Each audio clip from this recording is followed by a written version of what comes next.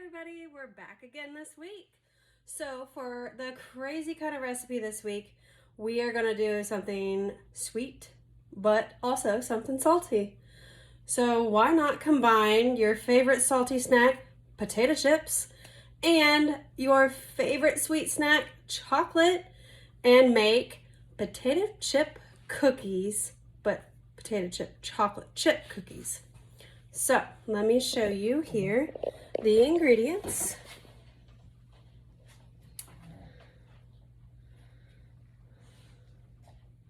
We got our chips, chocolate, our basic necessities for the cookies.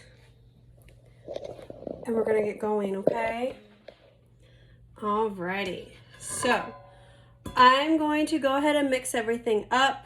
I'm gonna talk to you while I do it. But the recipe, if you do want the recipe, it will be down below. So check it out, okay? I know this week is after the holiday and we got New Year's coming up, which I'm sure everybody is excited about. I know I am. I actually get to spend New Year's with my kiddos. So I'm excited for that. See if they'll stay up. That's the question. So I'm putting my gloves on. I'm gonna throw my hair back here and get it out of the way. Eventually I'll put it up once I get to actually hand mixing. So here we go. I like to mix all my dry ingredients first and kind of whisk them together. That way you don't have a chunk of sugar here, a chunk of flour here, and whatever else is in the mix, okay? So we got our brown sugar first. Get a cup of that. Also, when you're adding ingredients, do not, unless it tells you to, do not pack it down. You don't want it packed because that's actually going to overload it and cause you to have more than what you need. And obviously things don't bake right if you have more than what you need. So don't do that. Typically with flour, I like to sift it out first. I sift it a couple times and make it nice and airy. That does require you to add a little bit more than the recipe calls for, but that's okay. So, and now the regular sugar here. Whew, a bunch of dust, sorry. And now we go into our flour. For cookies though, I do not sift my flour. You want that kind of thick mixture. So you don't need that light and airy, but any kind of cake that you make or bread, you want to sift that out. Make sure you get all the chunks and there's no big pockets in there and you get these dry spots, which we all know that tastes absolutely gross. So let's not do that. Okay. So I'm adding my flour now. Hopefully you all have exciting plans for the new year. If not, that's fine. I know, like I said, I get to spend it with my kiddos, and I'm crazy excited about that. I like going out, but anymore, you can't trust people driving at all. And I'm just not doing it again. At least not for a while. And thank God for Uber and all those kind of companies out there.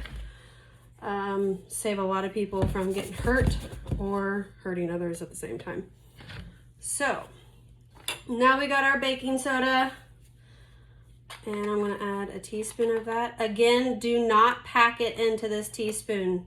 You're going to cause more than what you need. And it's not going to taste right. Okay. And now we got the salt.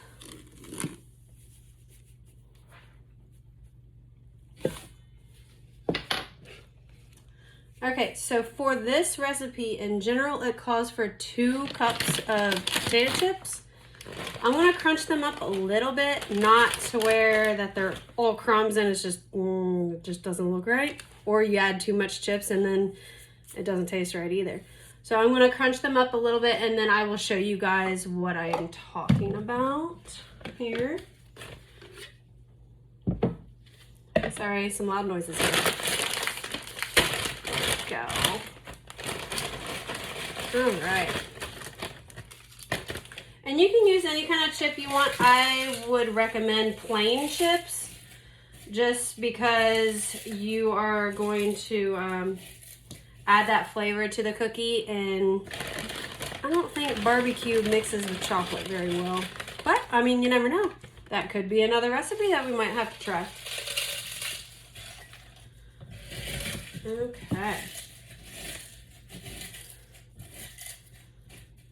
I am also working on a cake today, so I'm busy in the kitchen. My kitchen will be an absolute disaster eventually, but for now, it is perfectly clean. So,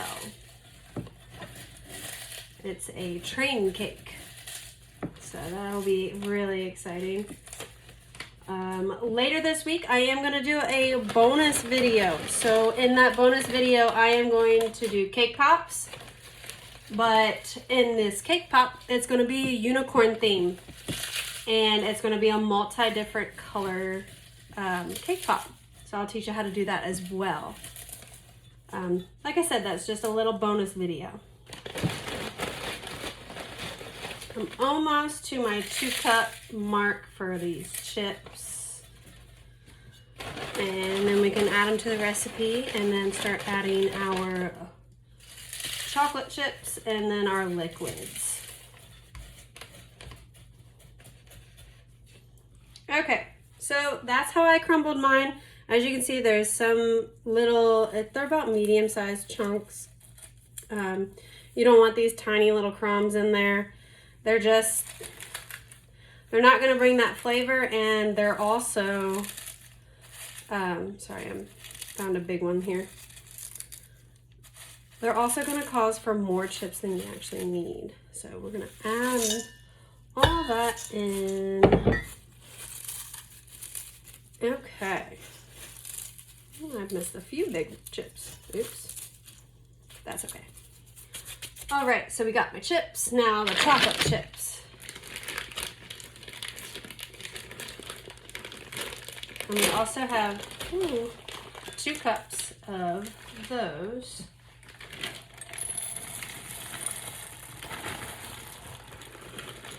There we go. And for this recipe, I use the normal size chocolate morsels. Typically for my chocolate chip cookies that I make, I use the miniature ones.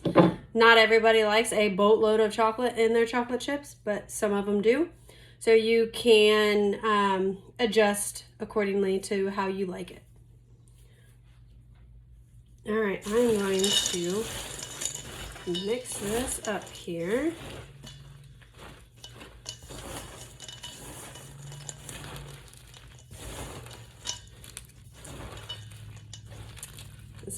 Looks very interesting. You see these chips coming through, you see the chocolate chips, and then obviously your typical flour and sugar mixture for the cookies. It's very interesting. I'll show you guys in just a second.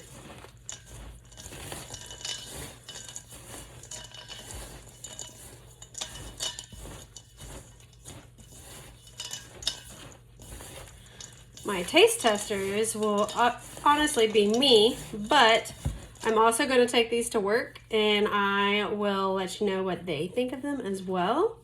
So coworkers, if you're watching, guess what? You got cookies coming to you tomorrow. All right. Here we go. There's all my dry mixture. I'm going to go ahead and take my gloves off. That way I can touch my phone and show you guys. Ta-da! So that is what it looks like. Now I'm going to start adding my whip mixtures. So we have 1 cup of butter. Again, I use the butter sticks. They're a lot easier to measure. 1 stick is always a 1/2 cup. There we go. Then also, if you need tablespoons for anything, it tells you right on the thing how much is a tablespoon. So, very, very simple. Now we have our eggs. No shell.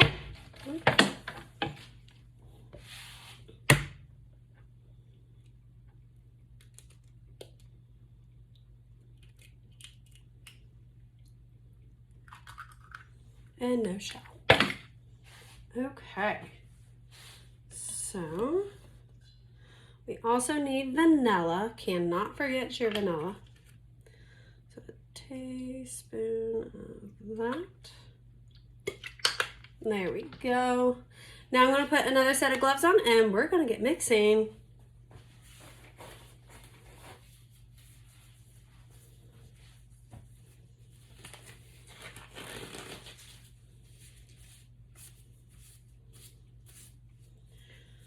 Okay.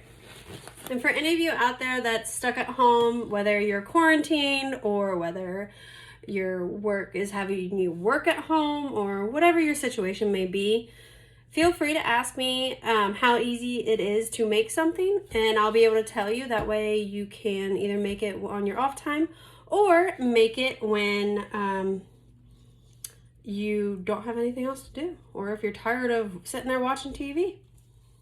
I got you. All right, let's mix this. I personally don't like mixing without gloves on, just because it's kind of like a texture thing to me. I don't like it in between my fingers. I love sand between my toes, but I don't like this stuff between my fingers. All right. And make sure when you're mixing this up that you are squeezing in and getting that flour mixture into the butter, and you're really just mixing it. That way you don't end up getting these dry spots in the cookies, because like I said earlier, they are gross. Okay.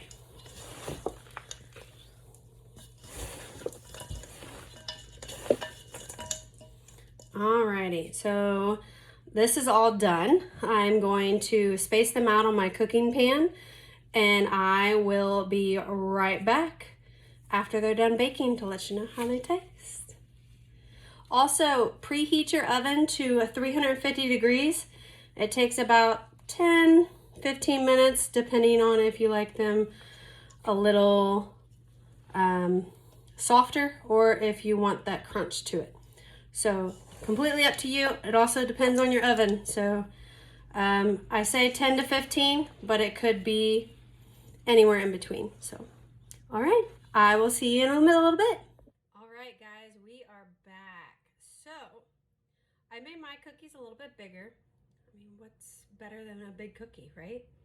So this is what they look like. I use a copper sheet to make sure that I don't get that brown, dark brown on the bottom of them, but that's the cookie. So I'm going to tear a piece off here. Ooh, okay. All right, here we go.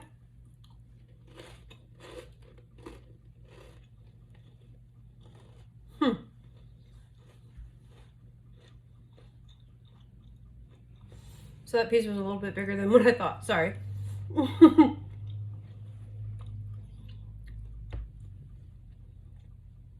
It's actually really good. I'm kind of shocked. So you got your sweet, obviously the chocolate, but you also have that crunch of the chip and that saltiness of the chip. So it's different, but I actually really like it. So, all right, guys, I hope you enjoyed this video. Again, check out below. The recipe is going to be below. If you need any help or you have questions, please feel free to message me or leave a comment, and I will get back to you as soon as I can. Enjoy your new year and have a safe one. Don't be stupid. Have a safe new year. Hopefully 2021 brings us a better year.